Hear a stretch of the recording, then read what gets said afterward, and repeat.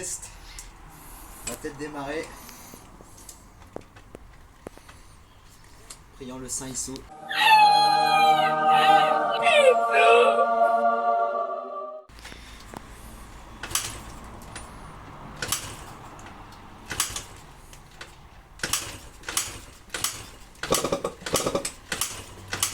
Un petit coup de Stalteo. Je vais enclencher.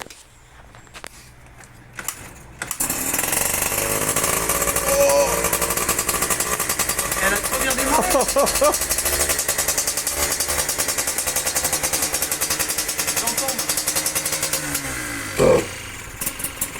C'est le starter. Ça pique, ça pique. Fuite, giga fuite. Méga fuite. Méga fuite. T'es où ça fuite? Ça fuite au filtre. Oh shit. Je pense qu'il faut un collier en C'est plus. quoi? Pour le test, je vais mettre une durite classique. Face, putain, elle a trop bien démarré. De ouf. Oh, la dinguerie. J'ai juste mis le starter parce que vu qu'on est en émission ouverte, à mon avis, il y a trop d'air. Ouais. Donc avec le starter, ça gave un peu. Putain, elle a trop bien démarré, je suis... Oh, c'est trop bien. je suis trop content. C'est trop bien. C'est ouf. Test numéro 2. Après une petite fuite d'essence qu'on a réparé vite fait bien fait. Démarrage. Attends, je regarde. Je mets le starter. C'est incroyable. En plus, ça démarre au kick.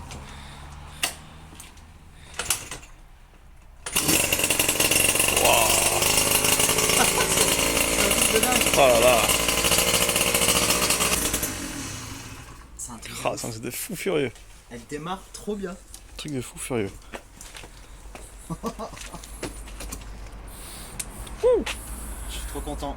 Kit chinois Charmo du Dark Web démarre au quart de tour. C'est ouf. un truc de ouf. A few moments later. Gicleur secondaire de 55 il me semble. First kick. J'ai même pas mis de gaz. Et le ralenti. Oh, le ralenti. Et tiens le Elle ralenti. est parfaite.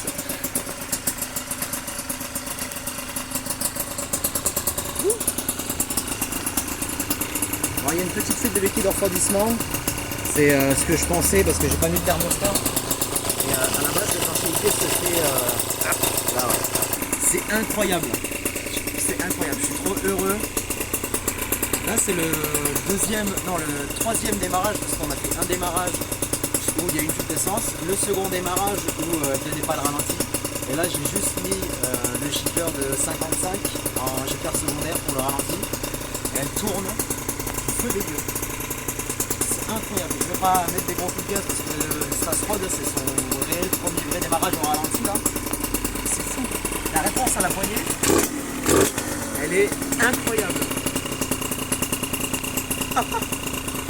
Faut savoir que j'avais un peu peur par rapport à la taille de carbu. C'est un carbu 28.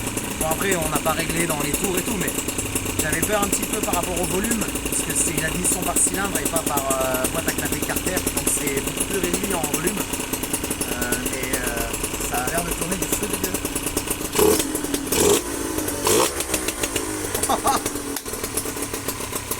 C'est incroyable. Ça fume un max. Ouais, C'est normal. C'est normal, ça fume beaucoup parce que on lui a calé des doigts pour bien le biler. Donc c'est le temps que toute l'huile s'en aille. Et c'est fou.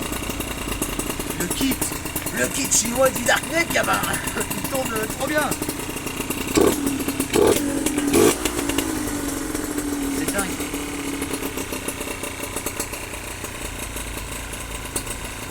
Il n'y a pas le starter là. Elle tourne vraiment au ralenti. Je suis trop content. One eternity later. Salut Bobby. Allez, on est reparti. Aujourd'hui, je suis tout seul pour cette magnifique moto qui est toujours là. Il y a eu beaucoup de nouveaux, je vais t'en parler. Mais avant tout, comme je t'avais dit, toujours une petite Guinness dans le verre Guinness, sinon t'es un gros naze. Alors, il y a eu du nouveau. Pourquoi? Tout simplement parce que j'ai eu des soucis de carburateur. Alors j'avais monté un carburateur 28 mm type PWK Made in China, tu vois, contrefaçon de Kein. Mais c'était pas vraiment convaincant parce que déjà je me suis aperçu que le flotteur dans la cuve était tout tordu. C'était un carbu que j'avais récupéré je ne sais où, d'une zone obscure, d'une moto obscure. Et du coup, les trois quarts des vis étaient complètement défoncés, différentes. Enfin bon, c'était le style de carbu foireux.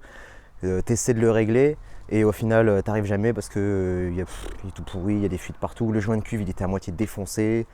Bref, ça m'a gonflé. Donc ce carbu, adios. Je l'ai quand même gardé pour pièce, sait-on jamais. Mais j'ai acheté un vrai faux de vrai carbu chinois parce que quitte à faire dans la chinoiserie, autant y aller jusqu'au bout. Je vais te montrer, tu vas comprendre pourquoi. J'ai acheté un carbu, je te promets, c'est un vrai de vrai, c'est un Mikuni PWK. On n'a jamais vu de ta vie. Et pourtant c'est marqué dessus. C'est un Mikuni. T'as pas vu ce qu'il y a sous mon doigt. Promis, c'est un vrai. Tu regardes pas. Hop, hop là. Regarde si c'est pas beau. Il te donne même un autocollant Mikuni, hein, je te jure. Hein. C'est un vrai. Non, sans déconner, c'est un carbu que j'ai acheté sur Amazon. T'inquiète pas. Ça fera le taf. Tu peux acheter des carbus contrefaçon comme ça, made in China. Maintenant, les moulages et tout sont très bien. Avant, c'était un peu foireux au tout début. Ah non, le stickers. T'en vas pas. J'ai le collerai sur la moto. Reste là. Au tout début, ouais, des carbus un peu chinois comme ça foireux. C'était foireux, justement. Mais maintenant, nos copains chinois. Attends, je sors ça. Maintenant, nos copains chinois, ils arrivent à nous faire des trucs vraiment quali. Donc en fait, ça vaut plus tellement le coup d'acheter des carbus hors de prix. Parce que tu arrives à avoir des trucs vraiment avec des finitions magnifiques. Franchement, il est beau. Je l'ai pris noir. J'avais le choix entre noir ou, ou gris, quoi, enfin couleur métal. Et vu que le bloc moteur est noir, je me suis dit que ça passerait un peu plus, ce serait un peu plus sobre. C'était sympa, j'aimais bien. Bon, le rouge, c'était comme ça, j'ai pas choisi. J'aurais aimé que ce soit autre que rouge parce qu'au final, la moto va pas être rouge. Mais bon, c'est bien connu, quand il y a du rouge comme sur les freins, c'est que ça va plus vite, donc tant mieux. Il y a des petites durites et ils sont sympas. Ils m'ont donné, je savais même pas, un gicleur 115 ici, un gicleur 115 principal, un gicleur de ralenti 35 et un autre gicleur de 110 et une autre aiguille. Donc bon, pourquoi pas. Est-ce qu'elle y est dedans? Je sais s'il y en a une dedans. Bon, voilà. Et des durites, c'est très bien. 1 week later. Oh Bobby, je te retrouve sans mon chapeau. Parce que je viens de faire un tour de moto là. Je me prends un petit rhum à ta santé. Bon, je vais te montrer un petit peu tout le merdier que j'ai pu faire sur la bécane. Il faut savoir que là on est plusieurs jours après. Enfin plusieurs jours, je te dis peut-être genre 5 ou 7 jours après. Et j'ai roulé avec la moto un paquet de kilomètres. Pas loin de 500, donc on peut considérer le rodage comme terminé. Bon, je te montre déjà un petit peu mon installation. J'ai monté le carburateur Miyakuni ou Maikuni, ou je sais plus. Enfin bon bref, faux Mikuni, de toute façon Mikuni PWK, je crois pas que ça existe. C'est Kein ou Oko à la rigueur, mais bon bref. Le carburateur chinois. Cette fois-ci, je suis passé en 26 mm parce que j'avais calculé, il y a des calculs scientifiques que tu peux trouver sur internet par rapport à ta cylindrée, le type de configuration, tout ça. Bon, c'est de la théorie, hein. Mais je tombais sur du 26 mm plutôt que du 28. Le 28 aurait pu passer, mais vu que j'ai racheté un carburateur, je me suis dit je vais prendre un 26, je vais pas prendre de risque. Et comme tu peux voir au niveau de l'admission d'air, j'ai du tuyau d'aspiration comme ça qui part à côté de l'amortisseur, tu vois, donc ça touche pas, on est bien, et qui remonte vers un filtre Voilà. Bon, ça fait un petit peu de bruit. Je voulais quelque chose de un peu plus discret avec une boîte à air. J'avais la boîte à air d'origine, mais c'était impossible à adapter. Ça tombait pas comme il faut par rapport au carbu. Il aurait fallu une pipe inclinée. Déjà que là, c'est une pipe maison introuvable. Enfin, c'est trop complexe. Enfin, trop complexe. J'aurais pu me prendre la tête, mais ça vaut pas le coup, franchement. Donc, ça restera comme ça. C'est un peu moins bruyant que si j'aurais mis le filtre directement là. Mais voilà, après je me dis que je pourrais peut-être essayer de bricoler, tu vois, une espèce de cloison, un petit peu pour capitonner et calfeutrer le bruit. Je vais voir. C'est possible de fabriquer un espèce de petit, comme une boîte à air en fait, mais un truc maison. J'ai remonté la ligne d'échappement, parce qu'en fait avant le silencieux était genre là, tu vois, comme ça là, très bas. C'était très moche, donc là je l'ai remonté. Ça suit la ligne de la moto, donc c'est beaucoup plus sympa. Et voilà, grosso merdo, le compteur ne fonctionne pas, à mon grand désespoir, donc il va falloir que je regarde un petit peu ce que c'est. Là, je viens de voir que j'ai un bouton mystère, je sais pas trop ce que c'est. C'est peut-être le contact d'ailleurs. Je vais essayer. Parce que là, je suis obligé de l'éteindre. Je mets une vitesse et je baisse la béquille, c'est ça la coupe, c'est la sécurité. Voilà, j'ai toujours ma petite fuite de liquide de refroidissement, mais pour rouler, pour faire les tests, je l'ai fait comme ça. Le niveau n'a pas trop baissé, c'est du goutte à goutte. Donc voilà, on n'est pas trop mal. Ça roule bien, il y a beaucoup de couples, je m'entends, hein, calme-toi, hein, tu vois, ça reste un bloc 50 cm3 à la base, admission par cylindre, on se calme un petit peu. Mais c'est pas un 80 RM, tu vois. C'est pas une boîte à clapet V-Force de ouf, non. Mais quand même, il y a du couple, il y a beaucoup plus de couple en tout cas que de l'origine. C'est agréable à conduire, tu vois. Tu peux faire de la côte. Alors, j'ai pas une vitesse de pointe folle. C'est sûrement dû à ma transmission, mais moi ça me va comme ça. Tu vois, je plafonne 82 max, poignet dans le coin, et si je me tiens à mi-régime, sur les lentes, tu vois, c'est 79-80 avec mon téléphone en mode GPS là, parce que le compteur fonctionne pas, donc c'est à peu près juste. Et moi c'est ce que je visais, tu vois, un 80 comme ça, tu peux rouler sans être un boulet sur la route, tu vois, et puis tu peux faire des bornes en fait sans avoir l'impression de traîner. Franchement, rouler à 50 km/h, c'est la mort, hein. Je l'ai fait à l'époque quand j'étais gamin, au tout début. Ou alors avec ce saucisson là qui roule à 45. Non, c'est la mort. Là 80, tu vois, t'es pas un boulet pour les autres personnes. Et tu traces, tu fais ta route, tu peux faire des bornes avec, tu vois, pas de problème. Donc moi ça me va. Et oui, ce que je te disais, du coup en côte, pareil, tu tiens 75, tu vois. Mi-poignet aussi, pas besoin d'être poigné dans l'angle, enfin voilà, ça tracte. Kit 80, c'est pas mal. Je m'attendais un peu plus, honnêtement, mais bon, sans grande surprise. De toute façon, quand tu pars sur de l'admission clapée par cylindre avec des tout petits volumes, bon, voilà, fallait pas s'attendre à un truc de taré. Mais c'est marrant, j'en avais rêvé depuis que j'étais gosse et je l'ai fait, donc je suis content. Je vois ce que ça donne, tu vois, genre 20 ans après, tu vois. Mais voilà, c'était un rêve de gosse, je l'ai fait maintenant, je peux passer à autre chose. Je compte bien d'ailleurs, je vais pas l'abandonner, hein, je compte bien la rouler presque tous les jours, surtout quand il fait encore beau, tu vois. Donc je vais bien m'amuser avec, je vais rouler, aller au taf avec et tout. J'aimerais lui faire un beau kit déco, tu vois, qu'elle soit belle. Parce que là, c'est en mode gros beauf, tu vois, en mode redneck, toute défoncée. J'aime bien, hein, mais bon, j'aimerais quand même la glorifier parce qu'elle mérite. C'est une chouette bécane, elle est de 96. C'est une chouette bécane, c'est la bécane de mon enfance, mon premier amour, tu vois. Donc voilà. J'avais toujours dit à l'époque que j'en aurais racheté une, parce qu'on me l'avait volée, tu sais.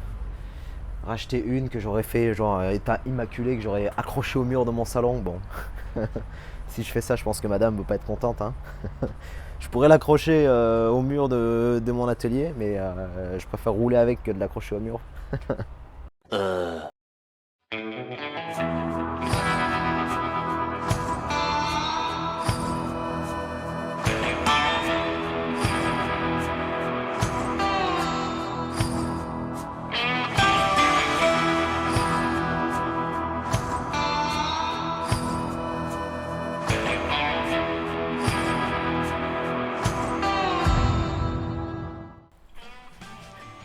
Salut Bobby!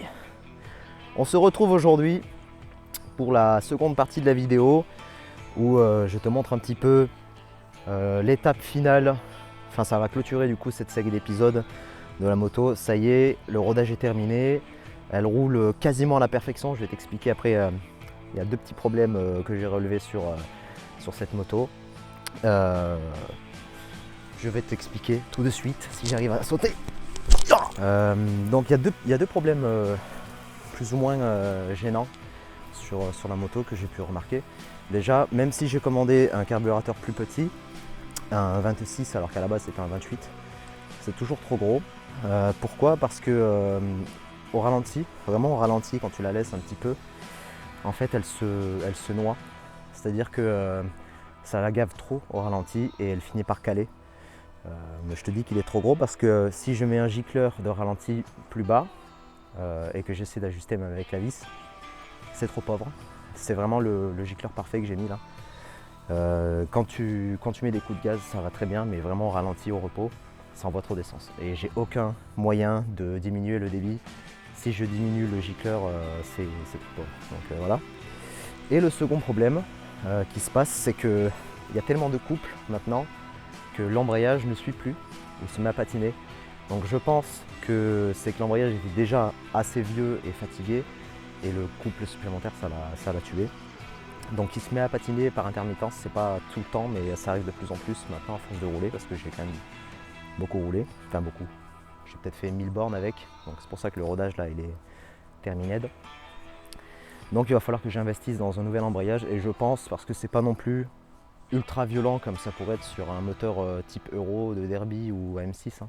On a des volumes quand même d'admission qui sont beaucoup plus restreints du fait que ce soit une admission par cylindre. Tu prends une boîte à clapper type Euro ou AM6, tu vois, genre les V-Force en V là, tu la coupes en deux. En gros, voilà, tu divises le volume en deux, c'est à peu près ça. Donc forcément, trop gros le carbu. Donc je diminuerai, par la suite je mettrai un 21, bref ça c'est une autre histoire, ça n'empêche pas de rouler, juste que ça ne tient pas le ralenti quand tu la laisses trop longtemps. Donc il faut mettre des petits coups de gaz au feu rouge. Et comme ça tu fais bien chier les gens derrière, tu vois. Donc voilà, et pour l'embrayage, oui, vu que c'est pas aussi violent qu'un M6 ou un Euro, un embrayage d'origine, même avec un 80 comme ça tiendra, je pense, suffisamment. De toute façon, il n'y a pas d'embrayage renforcé pour ce type de moteur là, donc il faut que ça tienne. Voilà, sinon on peut voir ici mon système d'admission d'un peu plus près. Tu vois, à base de technique redneck, de coude à 45 degrés, non, oui 45 degrés en PVC, que j'ai dû chauffer un petit peu ici pour que ça fitte parfaitement avec le carbu. Après j'ai resserré le collier, donc ça tient bien. Et il y a aussi un petit bout ici, je ne sais pas si on le voit à travers la durite, de PVC pour faire la jonction entre la durite et le cornet. Voilà. Ça marche très bien si tu te posais la question si ça résiste aux hydrocarbures, ça tient très bien. Ça ne se dégrade pas, donc c'est une très bonne alternative. Faut les repeindre en noir parce que là c'est pas très beau forcément, mais là ça reste une ébauche. Hein. De toute façon la moto est une ébauche vivante, les carénages sont tout pétés, bon voilà, elle sort de la mort la moto, donc faut y aller par étapes. Tu vois. Trêve de blabla, je vais te faire quelques plans en roulant histoire que tu vois que ça marche bien et que tu entendes ce que ça donne. Et puis voilà, on pourra clôturer l'épisode sur ça.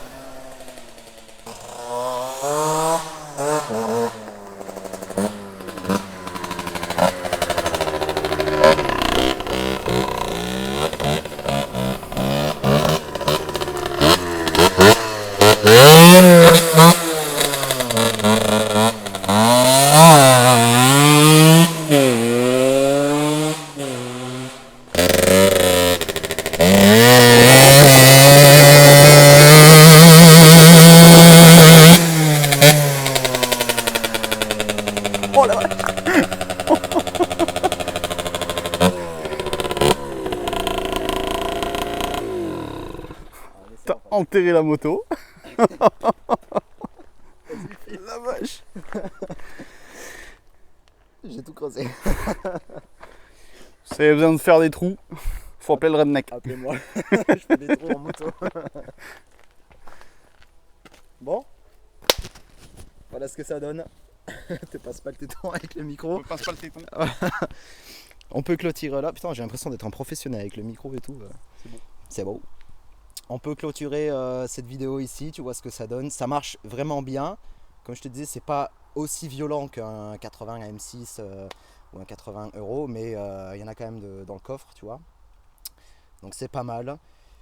Je suis déjà en train de pister sur un autre bloc moteur.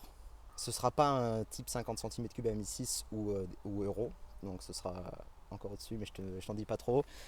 Voilà, donc à suivre. Et puis on se quitte là. Put a good dip in.